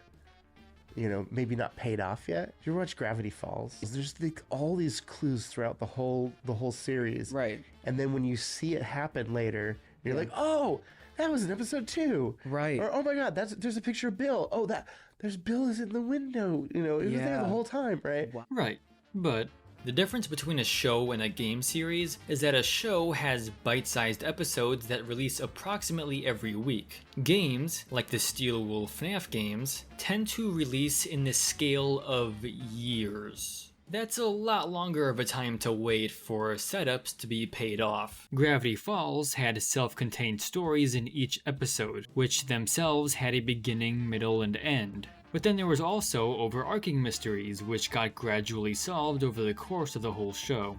So personally, I'm not a big fan of that approach. Scott's way of doing things got confusing after a while, and he didn't always do it super well. But I honestly think purposefully only telling parts of the story with each game is fundamentally a bad idea. Because what that means is that it's been 5 years and we still don't know what the damn story of Security Breach was. It's not that bad, but it is a little frustrating to have a story be basically incomplete for so long. That's that rant over. Here's another one. If you don't know, in FNAF 4, there was a box. Now that you're caught up, Scott Cawthon, the game's developer, said some words about it in an interview. Here are some of those words. There are a lot of things that are in my head. When I have them and put them there, it's the first half of something. It's like a string or a rope just like reaching out. But then sometimes the roads aren't always the same roads as the ones that had been planned before. And so those strings never got pulled on, and the other half of that idea remained in the ether, remained in my subconscious. He finally cleared up this big lingering mystery of the franchise, and it was very confusing. Many people just took it to mean he forgot. I'm gonna attempt to translate this, because even though it sounds like word salad, I think I actually know what he's saying. I think. So here goes probably nothing. It's often said by people that there are two styles of writing. The architect style, where you pre-plan everything in a general outline before even writing the first draft. And discovery writing, where a writer writes each page in order, making the story as it goes, and basically feeling it out based on vibes. Both styles of writing are perfectly legitimate, and either one can lead to good or bad stories. But discovery writing is obviously a lot more prone to mistakes and unsatisfying payoffs, or even lack of payoffs. Whether Scott was conscious of it, it's obvious that the FNAF story was discovery written, which makes sense when you consider the first game was meant to be standalone. Any story that was in that game only existed to be the backstory of that game, and with each sequel, he would build off of that and try to flesh it out as much as was necessary for each game at the time. He tried to wrap it up with FNAF 3 as a potential last game, but after the mixed reception, decided to try again, discovery write some more, and see where he could take it. Whenever I'm making these games, there are a lot of things that are in my head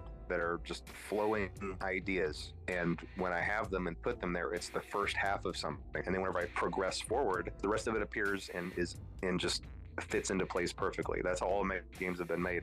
He basically wrote the story based on vibes. That's not always a bad thing, and it even worked perfectly fine for the first 3 games, when the story itself was simple and vague. I think it's impressive that the story was as cohesive and comprehensible as it was, considering he was probably flying by the seat of his pants. Whatever the hell that expression means.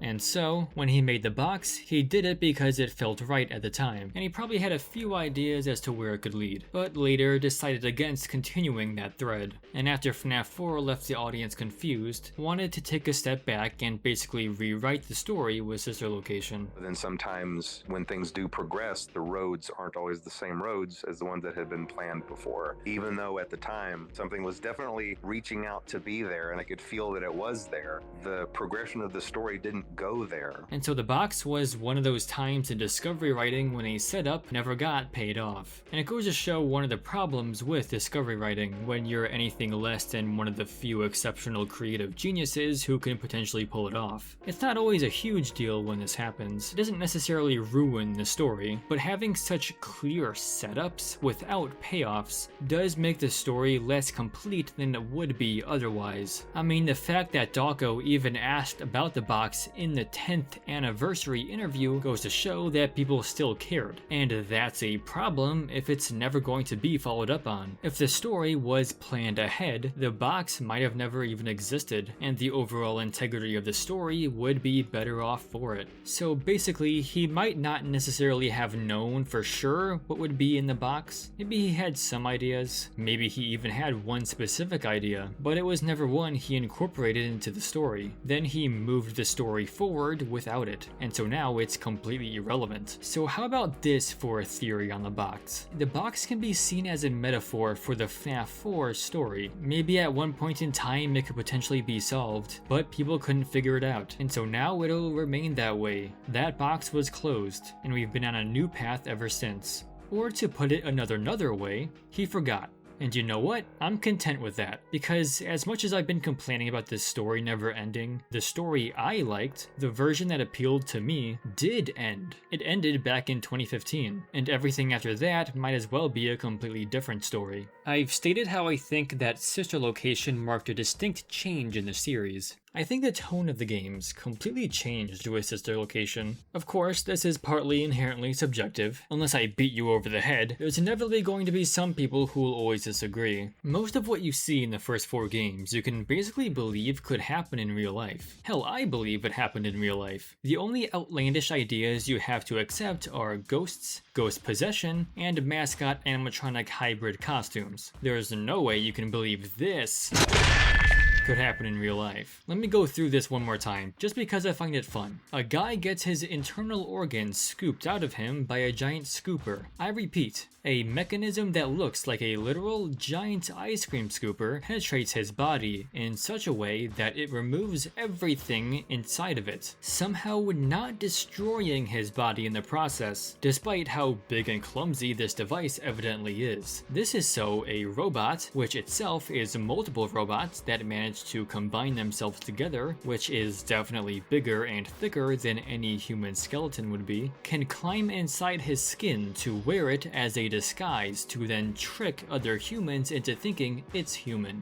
The kind of thing you might see in an actual cartoon. Actual literal cartoon logic. I don't want none of y'all acting like I'm crazy. I'm not just seeing this. There was clearly a huge change in tone here, and particularly in the standards for what kinds of things can happen in this story. It's perfectly okay by itself for a story to be crazy like this. Fantasy is cool. You can make a fictional story whatever you want. The reason I had such a negative reaction to Sister Location's story is because of the expectations set by the previous 4 games. When later parts of a supposedly continuous story are so fundamentally different from earlier parts, it's easy to be taken out of it and lose interest, because it feels like there's not enough coherence. It's not a bad thing to have unrealistic things happen in a story. What's bad is when a story that felt relatively realistic suddenly does something super unrealistic without any warning. Pizzeria Sim and UCN toned this down a bit, but ever since then things have just gotten progressively more wild. I don't have to tell you about Remnant and Phasgoo, unless I do, in which case I still don't want to. Ruin is the final straw on the cake for me, because for as far away as Sister Location was from the standards of the first game, this is not even even in the same genre as the first game. This is just an entirely different thing. Really, the only similarity is the fact that there's killer animatronics in it. The point being, even if Ruin is good, it also makes sense for someone like me to not have any interest in it whatsoever, despite having a fondness for the original games. This kind of thing just kinda happens sometimes when a series goes on for too long. For an unplanned sequel to feel justified, there needs to be something new, but it also needs to feel like an appropriate continuation of what came before, or else it's not a sequel, and that balance naturally becomes harder to maintain as time goes on. That's why a lot of series that go on for long enough have the same problems of a dividing fan base and inconsistent quality.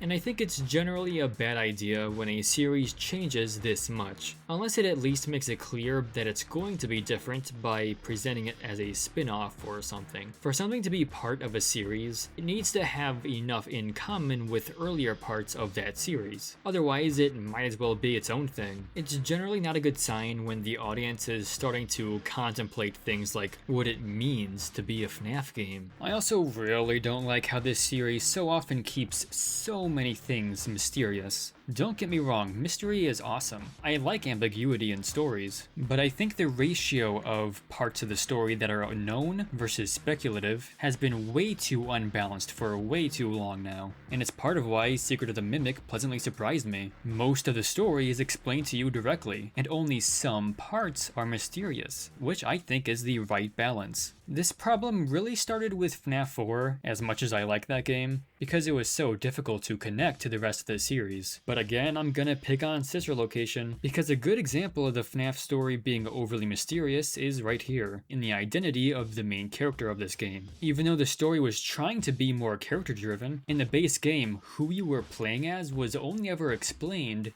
here. Do you see it? Right here.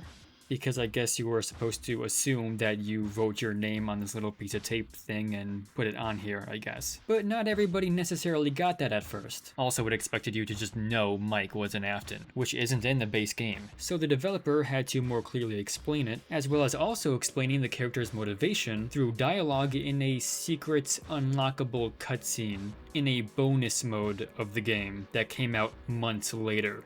The main character's identity and his motivations were explained in a secret, unlockable bonus cutscene. There was no reason for that. Security breach is the worst that it got. There are just so many random weird things that still to this day are very difficult to explain. Even basic things, like the identity and motivations of all the main characters, what the inciting incident even is, why the antagonists are after you, and the mechanics of how any of it works are all completely up in the air, and it just makes the story unfun to follow along with, because it makes it difficult to even understand what the story even is. Like, how can I say that I like the FNAF story if I don't even know what it is? Okay, bear with me. There's only one more thing I want to whine about. Here's my opinion on the books.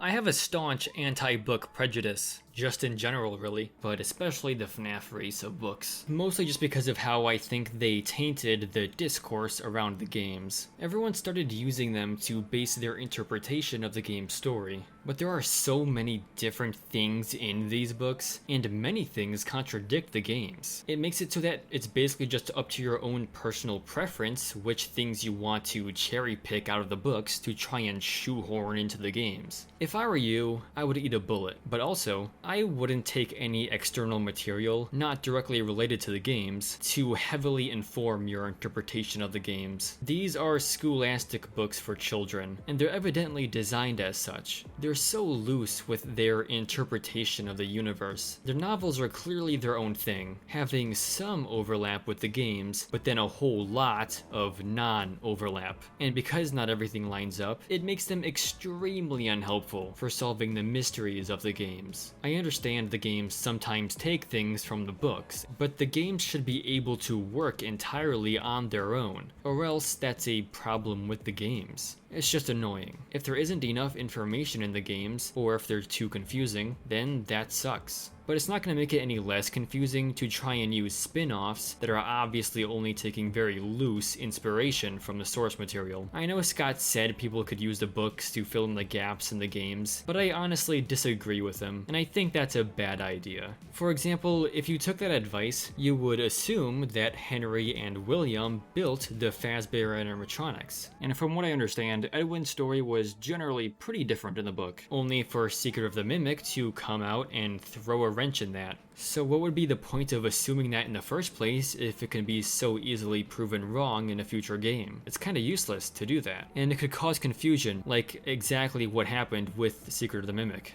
At the end of the day, I think stories should stand on their own and not require you to use information outside of the original medium in order to understand it. Personally, I'm glad that Secret of the Mimic has completely murdered any chances of the books being connected to the games, because I hate books. The books is dead. Ding dong, the wicked bitch is dead. Speaking of making something half-baked and then trying to make something better to apologize for it, hi, little known fact, I actually made videos before this, a lifetime ago. This video is actually technically a part 2 to this FNAF video I made before. Don't watch it. It's not very good. As my first real attempt in making an in-depth video essay, it made me realize that I'm not good at making in-depth video essays. The video was talking about the Scott games in a similar way that I talked about these games in this video, the era that I grew up with, and the games that I liked the most out of the series. But you might not know that from watching it. First of all, not only did I sound fucking miserable, sorry about that, I also got some things straight up wrong, and I want to make a few corrections here. First of all, just overall, I think my language was harsher than it needed to be. The commentary skewed more negative than I wanted, and I didn't talk enough about the things I liked, to the point where it doesn't really accurately reflect how I actually feel. And it didn't help that I got some stuff straight up wrong. For instance, I was graciously informed by the experts in the comments how exactly the FNAF 3 hallucination mechanic worked. I went on a bit of a tangent about that, and honestly I don't really know why the fuck I did, considering I literally had no idea what I was talking about. I was mostly rambling about the very concept of it. Of course, in hindsight, I realize how fucking dumb that is. I could have just looked it up before rambling aimlessly about it in a YouTube video. Also, for some reason I mentioned that I didn't know if you could lure Springtrap away from the window. I also could have just looked that up. And I kind of whined about FNAF 3's difficulty spiking in Night 5 for me. But to be fair, I was intentionally playing the game wrong, so that could have contributed to a less than ideal experience, considering I was literally not playing the way it's intended. So I could hardly call that a well-informed take. I also don't like that I said that FNAF 3 could have done more with its environmental design, because that was pretty subjective and nitpicky, and I don't think it's necessarily true. I think it did just fine with its environment, honestly. It could have done other things, but it didn't need to. I did a little theorizing as well about the FNAF 4 protagonist being Mike. Well, no, not that one. This one. I also theorized about the player of FNAF 4 being Mike. I think that's probably based, but I also portrayed that as mutually exclusive to the Crying Child becoming Golden Freddy, because I like the idea of Crying Child being Golden Freddy, but I couldn't decide which one I believed, which is weird because you can have both. I think I said this because I was thinking in terms of what the overall point of FNAF 4 is, and I was thinking it's either the origin story of this Crying Child becoming one of the main characters, but if he doesn't possess anyone, then what would the point of the game be? And I realized that it could be the origin story of Mike, and not necessarily having anything to do with Crying Child specifically at all. So I was thinking it was either about Crying Child becoming Golden Freddy, or maybe Crying Child is irrelevant and it's actually all about Mike. But obviously it could be all about Mike, and it could be about Crying Child becoming Golden Freddy. And so whether that's true or not, that's what I'm deciding to believe now. I was also called out on my bullshit with my criticism of Sister Location's gameplay. I talked about how Sister Location is a collection of one-time minigames, none of which are repeated, and so therefore there's not really a traditional gameplay loop. But that contradicts me criticizing FNAF 1 earlier for being too repetitive. Now, first of all, it can be true for one game to be too repetitive while another is not repetitive enough, but honestly, I'm not so sure I can say that Sister Location's lack of repetition is even a real problem, especially because it's a horror game. A story-based, atmospheric horror game having minimalistic and unconventional mechanics isn't exactly unheard of, nor is it necessarily a problem. Maybe it's a bit jarring to not have a strict gameplay loop, but if the story and atmosphere is good enough, then that wouldn't even matter. I think the bigger problem with SL's gameplay is just how little player interaction and agency there is. The unique element of video games is that you can interact with it, and this makes horror games special in how they make you interact with uncomfortable scenarios. But a lot of this game is really just listening to voice lines, and you very seldom make your own decisions. It makes it a bit harder to really feel like you're actually a part of this world and immersed. Story-based games and horror games are usually pretty linear, but I do think Sister Location is a bit too on rails. I don't know, there's just something that feels weird about the gameplay. I think that's a pretty common sentiment anyway. On the flip side, the repetition of FNAF 1 doesn't make it bad, and I didn't mean to imply that. It's just that if the player gets used to the mechanics and starts understanding how the game works mechanically, then that naturally makes it less scary as you start looking at the game as a game, rather than being immersed in it as a spooky scenario. And I think that inevitably happens when playing FNAF, even before you get to the 5th night. And that's all I meant by that. That alone doesn't make the game bad. I'm not saying it's bad. Literally, FNAF 1 is my favorite. My most embarrassing fuck up by far is at precisely 1909 when I said rules of safety instead of rules for safety, which is fucking disgusting. Ultimately, I don't think this video is all bad, but I do kinda regret it. As it is, I don't really feel comfortable with this being my definitive public stance on these games. Part of me kind of wants to remake it, but I probably won't. If it wasn't clear enough, I do like these games, at least some of them. Of course, I also dislike some of them, because I am a human being with my own tastes. But of course, I'm nostalgic for all the Scott games. It's kind of a love-hate relationship. Me and Freddy have been on and off for years, and probably will continue to be. I've made mistakes in my videos before, and I probably will continue to in the future, but this was the worst that it got, and hopefully it stays that way.